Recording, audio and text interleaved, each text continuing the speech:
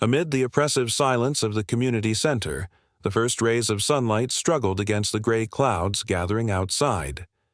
Samantha Brooks felt her heart race as the notification ping pierced the air like a gunshot, cutting through her tumultuous thoughts. What had she done to deserve this? The acrid scent of burnt coffee lingered, a haunting reminder of her late father's brewing rituals. Each whiff felt like a dagger to her chest. 5 years, that's all she got for dedicating her life to peak performance transport? Would anyone ever grasp the depth of her grief? Her fingers curled into fists, the screen still glaring with one unforgiving message. In that lonely corporate space, she realized the battle for her future had truly begun. Clear your desk by the end of the day, Samantha. Human resources will handle your exit paperwork. Those words blurred as she read them again, almost as if they were mocking her. After 5 years of unwavering loyalty, all she got was a cold, impersonal notification. 3 days. That's all she took to bury her father. 3 days of approved bereavement leave, yet the notification continued. We need people who prioritize their work. As if attending her father's funeral was just some optional get-together she skipped for filing quarterly reports. She leaned back, the leather chair creaking in the early morning stillness. The Philadelphia Community Center sat mostly empty, the sky outside just beginning to brighten. Eager to dive back into work after her brief absence, she had arrived early. But now, all that lay around her felt like remnants of a life that was about to implode. I was the project manager for the highest performing division, she thought, a bitter taste rising in her throat. At 34, she didn't just build a career, she created a team that felt like family. They celebrated birthdays, supported each other through rough patches, and pushed one another to elevate their game. She glanced around her workspace, the small cactus her team gifted her last Christmas, a framed photo from the company retreat, and the handwritten notes from everyone she mentored. 5 years of love and sweat condensed into a few personal items that would fit in a cardboard box. Failure to maintain adequate presence during critical operational periods, the notification stated matter-of-factly. It was signed by Dan Weaver, the very supervisor who had approved her bereavement leave just last week. My father's death apparently fell during one of those undefined critical periods, Samantha thought, allowing the words to sink in. But she didn't cry. She didn't slam her fist against the desk or storm into Dan's community center demanding an explanation. Instead, she calmly pulled out her phone, snapped a photo of the notification, and sent it to her personal account. And there it was, the spark of something brewing inside her, a determination to seek respect and find a new direction after so much loss. The fluorescent lights buzzed overhead, casting a sharp glare on my almost empty desk. The smell of stale coffee mixed with the earthy scent of my cactus, a little green fighter that had endured my life's ups and downs. In a flash, I was transported back to my dad's garden, sunlight filtering through leaves as we planted new seeds. His laughter rang in my ears, a soothing balm against the community center's cold reality. I could practically feel soft soil under my nails, a reminder of brighter days when love and hope overshadowed the corporate indifference that loomed over me now. Then I shut down my computer, stood up, and began methodically packing my things. By the time other employees started trickling in, my desk was half cleared. Tanya from accounting was the first to notice. "Samantha, what's going on?" Her eyes widened at the sight of my box. "I've been let go," I replied simply. "What? Why?" Apparently, taking approved bereavement leave to bury my father didn't show proper priority for my work. Tanya's face morphed from confusion into rage. "That's not right. Have you talked to Paula? The regional manager should know about this." I wrapped my cactus in newspaper, shaking my head slowly. I'm not going to fight it, but I won't forget it either. In workplaces, you learn to read people, their joy, their hurt, after years of shared moments. As I continued packing, my heart felt heavier, but I kept going. Jason, one of my direct reports, was the first to hear the news.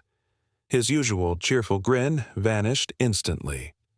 "This is bull," he started, but I cut him off with a small shake of my head. "It's done, Jason." Dan made his decision. "But we just wrapped the Newbrook merger. Profits are up 18% this quarter because of your planning." I smiled sadly. Apparently, that wasn't enough. By 9:30, all 7 of my core team members had gathered around my desk in silent solidarity. Ethan, our logistics whiz, looked like he might punch a wall. Veronica, our client relations manager, was openly crying. Michael, Louise, Diane, Gabriella, and Kayla all wore expressions ranging from disbelief to fury. "You can't leave," Veronica insisted, desperation in her voice. "The Wilson renewal is next week. The Hernandez shipping contract is under negotiation. None of us knows the system like you do." I finished taping up my box, glancing at their faces, each filled with concern. Dan should have thought of that before he fired me for attending my father's funeral. The weight of what I'd just said hung in the air, like the fresh earth from my father's grave just a week ago. Would they remember the team we built? The laughter we shared over late-night deadlines? Or would corporate indifference erase it all? And now, this betrayal from a company I had poured my soul into. "I need everyone back at their desks," came a sharp voice from behind us. Dan Weaver stood there, arms crossed, his thin face set in a disapproving frown. "We have deadlines to meet." "No one move down now," he added, his voice rising slightly.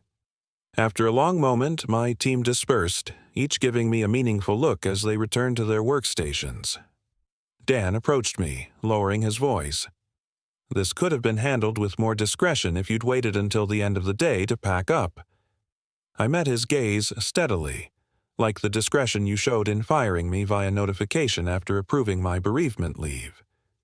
His jaw tightened. Business needs change rapidly. Summit Edge needs people who understand that priorities shift. "Your father's passing was unfortunate, but don't," I warned, my voice deadly quiet. "Don't finish that sentence, Dan." For a moment, something like uncertainty flickered across his face. Then he straightened, adjusting his tie. "Human Resources is expecting you. Please don't make this more difficult than it needs to be." I picked up my box. "Don't worry, I won't make a scene. But remember this moment, Dan. You might find it important later." The Human Resources Community Center was clinical, white walls, minimal decoration, and Barbara Kent's sympathetic but practiced expression. She was new to the company, having joined just 6 months ago, and I could see she was uncomfortable with the situation. "I'm sorry about this, Samantha Brooks," she said, sliding separation papers across her desk, "and I'm very sorry about your father." "Thank you," I replied, scanning the documents. Standard severance, 2 weeks' pay, a non-disparagement clause. A reminder of my non-compete agreement which prohibited me from working for direct competitors for 6 months. "Is there anything I should know about why this happened?" Barbara asked cautiously. "This seems abrupt." I debated how much to share, then decided on the truth. The room felt colder despite the sunlight spilling in through the windows, casting long shadows that danced like memories just out of reach. Barbara's hurried footsteps echoed off the sterile walls, a reminder of the corporate machine that chews up empathy without a second thought. Outside, the Philadelphia River flowed steadily, oblivious to my internal storm. Then Barbara reappeared, a smirk flickering at the corners of her lips. That glint in her eye. Was that something lurking beneath the surface? A suspicion stirred within me. Was I merely a pawn in her corporate chess game all along? I pulled out my phone and showed her the notification. 3 days of approved bereavement leave, and I'm fired for not prioritizing work. Barbara's professionalism slipped, her eyes widening in disbelief. This is the actual termination notice? Just a notification, I pressed. No warnings, no performance plan. Nothing. She frowned and scribbled a note on her pad. I need to check with legal. As she stepped out, I gazed out the window. The river wound through the city, just as my father had taught me patience on those fishing trips.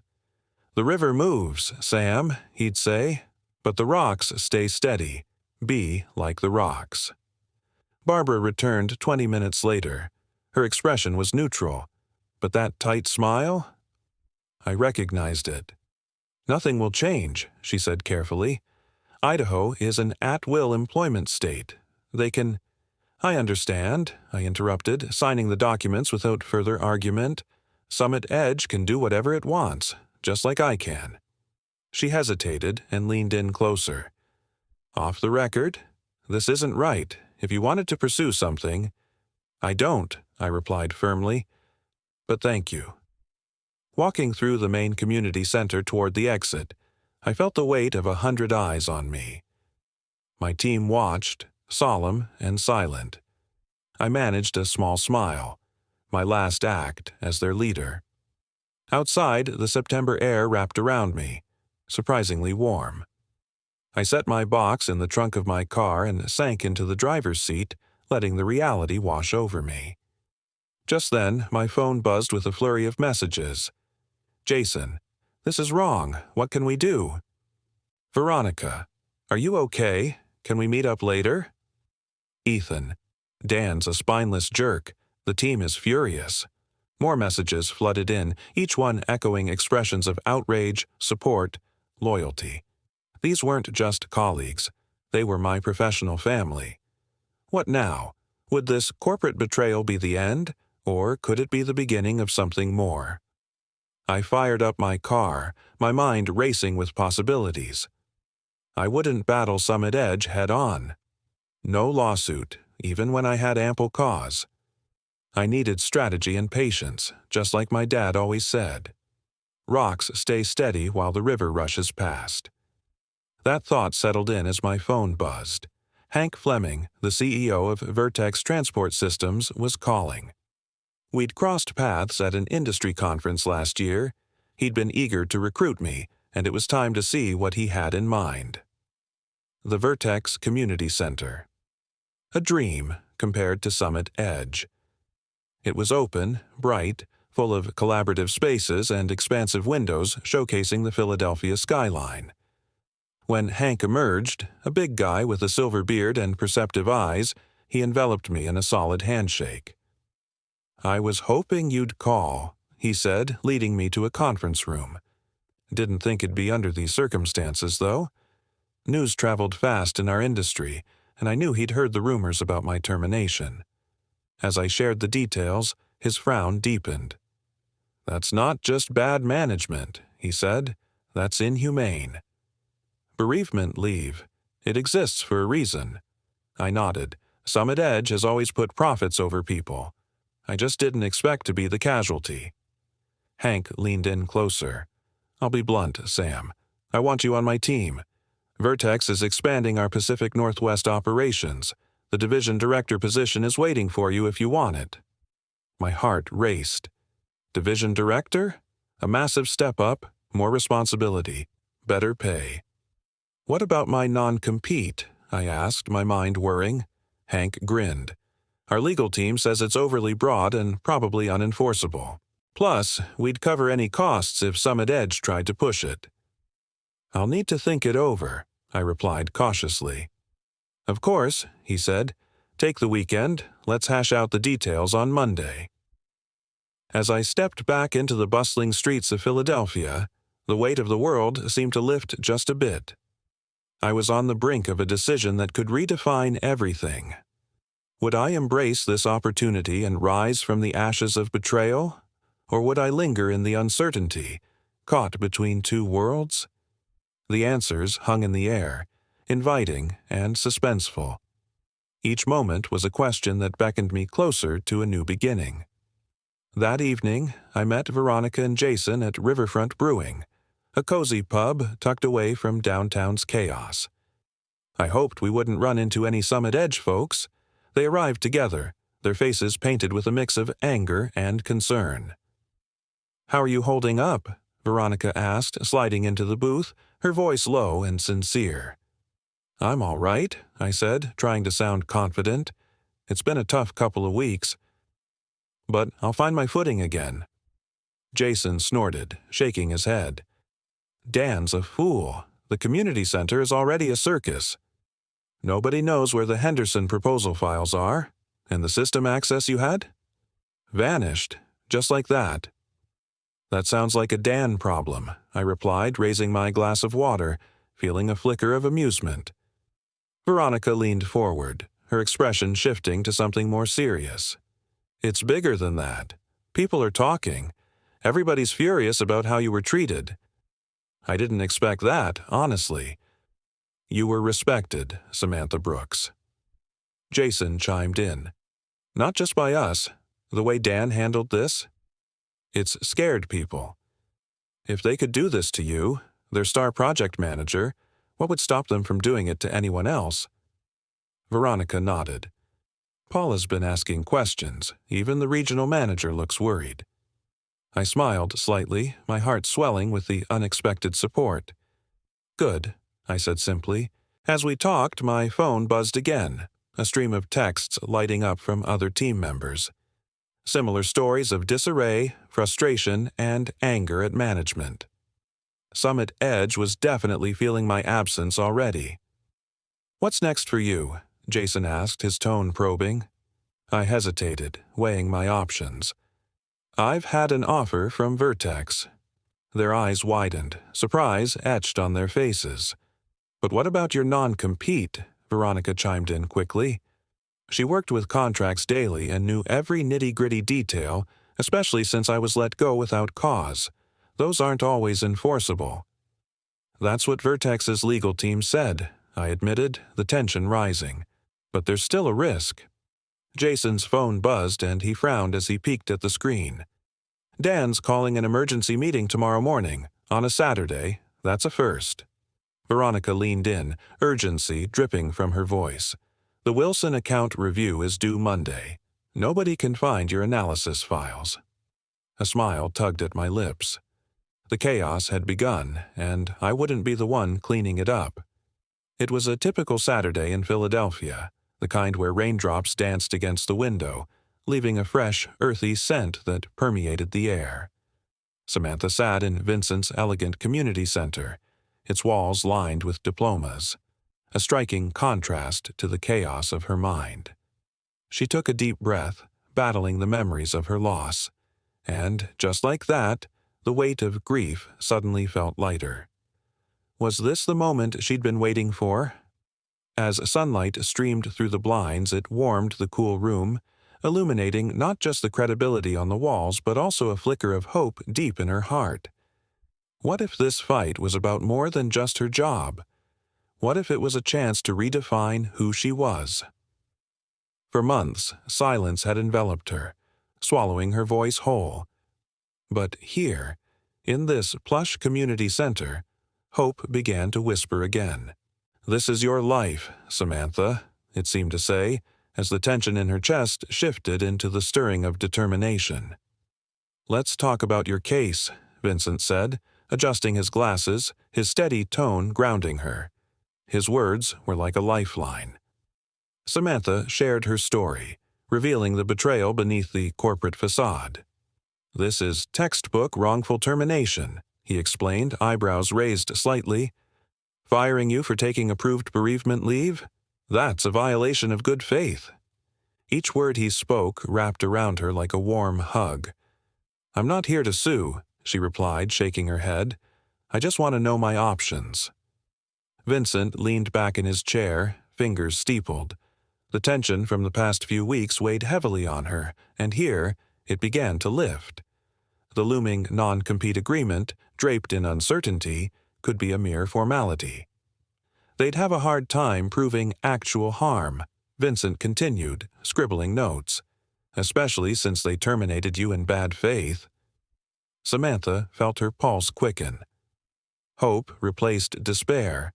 What if she could go to Vertex? What if this was the new direction she had sought after her loss? It wasn't just a job offer, it was her path back to herself. Saturday morning, new beginnings, huh? Vincent said with a supportive nod. The air drove away any lingering doubts, and she felt it, the power of her voice echoing back. I can do this. I will do this. As she stepped out of Vincent's community center, the world seemed ripe with possibilities. The scent of rain mingled with fresh starts, and she could hear the faint rustle of leaves outside, a reminder that life continues to bloom, even after loss. Over the weekend, my phone buzzed relentlessly, lighting up with messages from my old crew. Apparently, that emergency Saturday meeting had been a pressure cooker. Dan was pushing everyone to shoulder my workload without any extra pay. They found the Wilson account files but had no clue how I'd crack the analysis. By Sunday night, I was done thinking. Monday morning, I dialed up Hank Fleming. I accept your offer, I said, cut straight to the chase, but I want one thing. Name it, Hank shot back. I want to build my own team. If any of my old crew from Peak Performance Transport apply to Vertex, they get a fair shot. You got it, he agreed. If they're even half as talented as you, we'd be lucky. That afternoon, I signed on the dotted line with Vertex as the division director for Pacific Northwest operations. The paycheck, a whopping 40% more than what I got at Peak Performance, plus better benefits and a signing bonus. As I stepped out of Vertex's swanky community center, my phone chimed with 7 new messages. Each one was from the key players of my former team. They wanted to grab coffee, just the 7 of us, privately. Tuesday morning found me cozied up in a quiet corner of a local coffee shop, waiting. Jason strolled in first, followed closely by Veronica. One by one, the gang filled in. Ethan, Louise, Diane, Gabriella, and Kayla until we pushed 2 tables together. Summit Edge is imploding, Ethan declared without skipping a beat. Dan's micromanaging everyone. Paul is breathing down his neck, and clients are getting restless. The Wilson account is threatening to bail, Veronica added, voice laced with concern. They want to know why you aren't handling their renewal. I took a sip of my coffee, feeling the stress melt away as I listened. They each shared tales of chaos and endless frustration. Finally, Jason broke the silence. We heard you accepted a job at Vertex. Every pair of eyes turned to me, hanging on my response. News travels fast, I quipped, trying to ease the tension. We want to come with you, Veronica said, her voice steady and determined. The others nodded, a wave of solidarity washing over the table. I took a moment, studying their faces, each one reflecting hopes and dreams that mirrored my own. What could we achieve together, outside the confines of Summit Edge? The morning sun crept through Samantha Brooks' window, stretching thin, eerie shadows across her room. The air felt thick, charged with the weight of unspoken words. Samantha's heart was a drumbeat, each pulse echoing louder as she clutched her phone. Paula's voice sliced through the silence, icy and sharp, every word a countdown toward a reveal that threatened to shatter her already fragile hope. Outside, Philadelphia buzzed with life, unaware of the storm swirling in her world. Inside, dread wormed its way into her resolve, gnawing at her gut. What had she set in motion, and at what cost? One truth hung in the air. The moment of reckoning loomed closer, and she was not even close to prepared for it. You all have solid jobs at Summit Edge, Samantha said carefully, gauging the faces around her. Are you sure you want to risk that? What security? Lou shot back, bitterness dripping from her words. If they'd fire you for attending your father's funeral, none of us are safe. Vertex is hiring, Samantha said, trying to keep hope alive. I can't promise anything, but I can refer you. We already have, Gabriella chimed in, revealing printed confirmation emails. All 7 of us applied yesterday. Samantha's surprise was palpable. You applied before talking to me? We trust you, Kayla interjected, her voice steady. Where you go, we go. A surge of gratitude washed over her, mingling with a fierce sense of vindication. Let me make some calls. But as the dawn broke on the following Monday, a new tension settled in. At 7:30 a.m., the phone rang, Paula McCormick's name glaring on the screen. "Samantha." Paula's voice forced calm. "We need to talk." "Morning, Paula. What can I do for you?" "I've just received 7 resignation letters, all effective immediately. Care to explain?" A slow breath escaped Samantha's lips. "I'm not sure what explanation you're looking for. I don't work for Summit Edge anymore." "And now they're all headed to Vertex, where you just started?" Her voice hardened, full of accusation. "This doesn't look coincidental." "People make career choices for various reasons, Paula. You might consider asking Dan why your top team is leaving," Samantha answered, holding her ground. "This is about your termination, isn't it?" Paula's tone shifted, resignation settling in. "I wouldn't have approved it." "That's between you and Dan," Samantha said, curiosity creeping in. "Why wasn't Summit Edge's regional manager involved in terminating a team lead?" Paula sighed, a sound heavy with regret. "Dan claimed it was an urgent issue that couldn't wait for my return from Seattle. I trusted his judgment." Silence enveloped them like a thick fog, and Samantha let it hang, feeling the power of truth on her side. "Look, Samantha." Paula finally dropped her guard. As Samantha Brooks drove through Philadelphia, the city blurred past her like forgotten memories. Each building stood as a silent witness to her burgeoning resolve. But beneath that surface, a storm churned. Unsettling past pain edged closer as she approached peak performance transport. Just as she crossed the community center threshold, a shadow loomed, her former mentor, the one who had dismissed her during the toughest moments of her father's illness. It hit her like a gust of wind. This wasn't merely a fresh start. It was her opportunity to confront the sorrows that clung to her heart, to reclaim her story. What does respect truly look like? Can it be defined by those who've wronged you, or does it come from within? With every heartbeat, she felt the ghosts of her past pushing her forward. "I'm here, aren't I?" Samantha's voice was steady, but the weight of her past loomed large. Paula's face twisted with surprise. They weren't in Summit Edge anymore. Samantha had stepped beyond the oppressive corporate walls, and she wasn't looking back.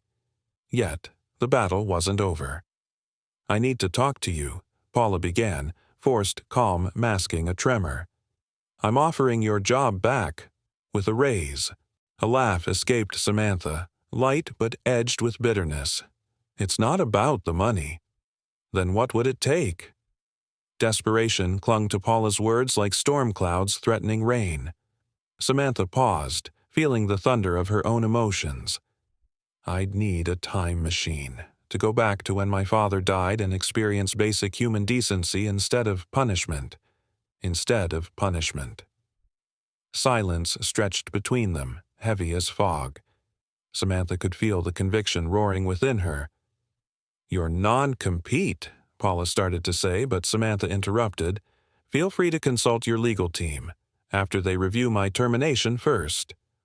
Ending the call, she drove toward her new horizon, arriving early at Vertex. Hank's grin lit up the lobby. "We're bringing in all 7 of your former colleagues," he beamed. "Their interviews start Wednesday." Samantha took a breath, sensing their fresh start on the horizon. "Thank you for giving them a chance." "Fair chance, more like a gold mine.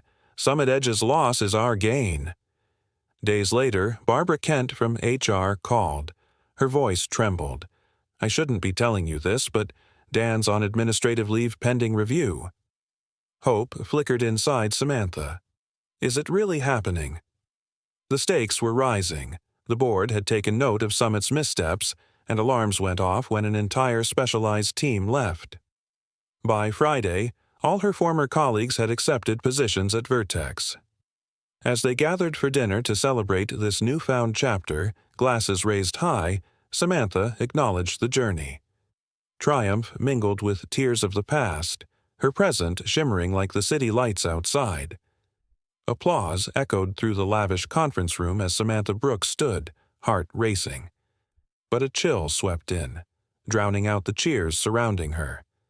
The door creaked, a shadowy figure appeared, faces turning, whispers cascading like fast-flowing water. Was that someone from Peak Performance Transport? The seconds hung heavy in the air, anticipation thick enough to cut with a knife. Samantha clutched her notes, pulse quickening. Would this unexpected visitor bring hope, or unleash darkness back into her world? Every breath held the weight of that moment, tension coiling tight. "To new beginnings," Veronica said, lifting her glass, the scent of fresh rain clinging to the air. "And to Samantha," Jason added, the pride lacing his voice evident. "She taught us what real leadership looks like." Just a week later, I received an official letter from Summit Edge. They acknowledged my wrongful termination and offered a settlement to avoid litigation. I accepted, not for the money, but for the acknowledgement that they'd messed up. It was validation. That same day, the Wilson account decided to sign with Vertex, eager to work under my direction. The river of fate had shifted, but we stood steady like rocks, just as my father taught me. 3 months later, I presented our quarterly results. The executive team leaned in, captivated. The numbers spoke for themselves. 30% growth, 4 major client acquisitions, including 3 former Summit Edge accounts. "Exceptional work, Samantha," Hank said, the pride in his voice palpable. "You and your team have exceeded every projection." I smiled, knowing the real credit belonged to them.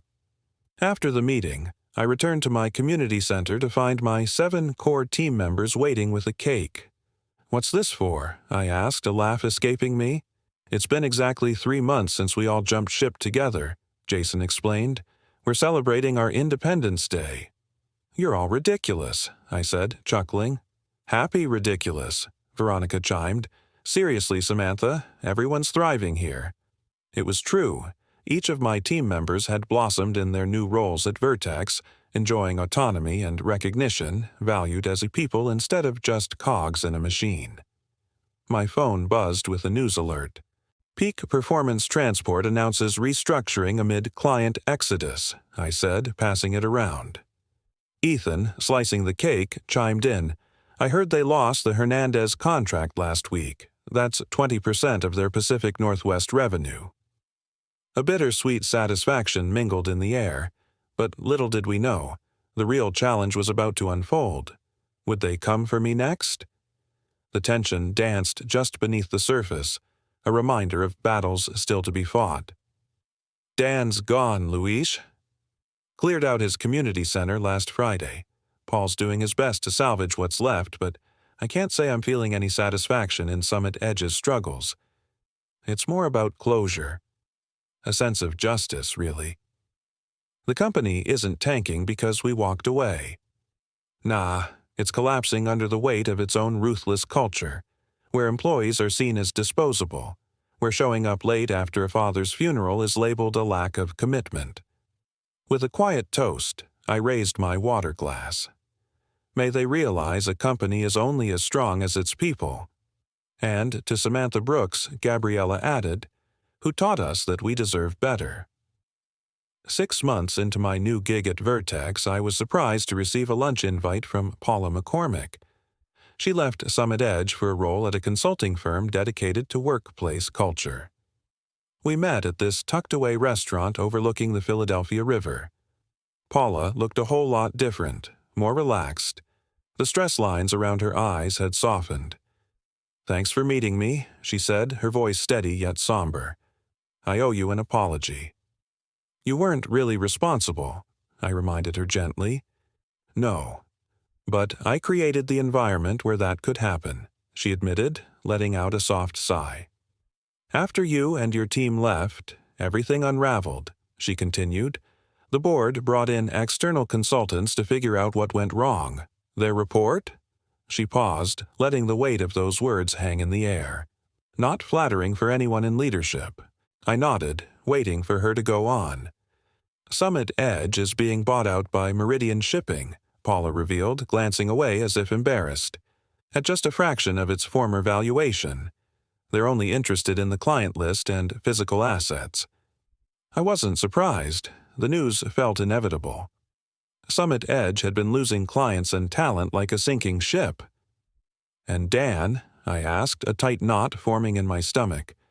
"Still unemployed, last I heard," she said, her tone lowered. "His reputation, well, let's just say your story has traveled far and wide." I hadn't been one to spread the details of my termination, but I also hadn't hidden the truth. When people asked why I'd left Summit Edge, I simply told them. "I learned a valuable lesson from all this," Paula concluded, her voice tinged with realization. The air felt thick with shared wounds, a bond forged through the struggle. It raised questions, whispered doubts. If we're not careful, will we become part of that same culture? How do we ensure that people aren't just numbers on a balance sheet? The fireplace crackled nearby, its warmth cutting through the tension. We sat in stillness, contemplating what it truly means to build a workplace that values humanity over profit. As the sunlight streamed through the conference room's glass walls, it painted my team in golden hues, a stark contrast to the storm brewing inside my mind. Paula's question lingered like the aroma of fresh coffee that filled the space, a bitter reminder of my past. "Was it worth it?" she asked, breaking the momentary silence. I felt the tension in the room shift. Was walking away from my old job an act of strength or surrender? I thought of my new team at Vertex, thriving, motivated, respected. Memories of my father's wise words floated in my mind. Sometimes the strongest response isn't the loudest. "Yes," I said, a quiet confidence threading through my voice. "The results speak for themselves." It had been a year since that fateful notification turned my world upside down. Now, I stood as the Executive Vice President of Operations for all of the Northwest. My division had transformed into the company's shining star, innovative, efficient, and boasting top-notch employee satisfaction. Each of my 7 team members had climbed the ladder too. Jason now led his own division.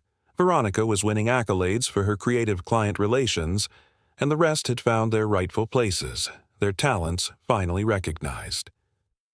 On the anniversary of my termination from Summit Edge, a small package arrived in the mail.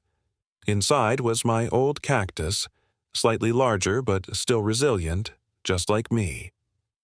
The note from Barbara Kent read, "Rescued this from your desk. Thought you might want it back now. Summit Edge closes for good next week." I smiled, placing the cactus on my windowsill where sunlight poured in. It was a symbol of survival, a reminder that growth was possible even after being discarded. That evening, I found myself at the Philadelphia River, standing on the bank where my father and I once fished. The water flowed steadily around the rocks, much like my life now. I reflected on how that one cold notification, which had felt like a crushing defeat, ultimately guided me to a greater purpose. Not just for me, but for everyone who chose to follow my lead. In the midst of loss, I had woven a tapestry of triumph, one that celebrated humanity over profit. Each ripple in the water resonated with a familiar truth. Sometimes we have to let go to find where we truly belong.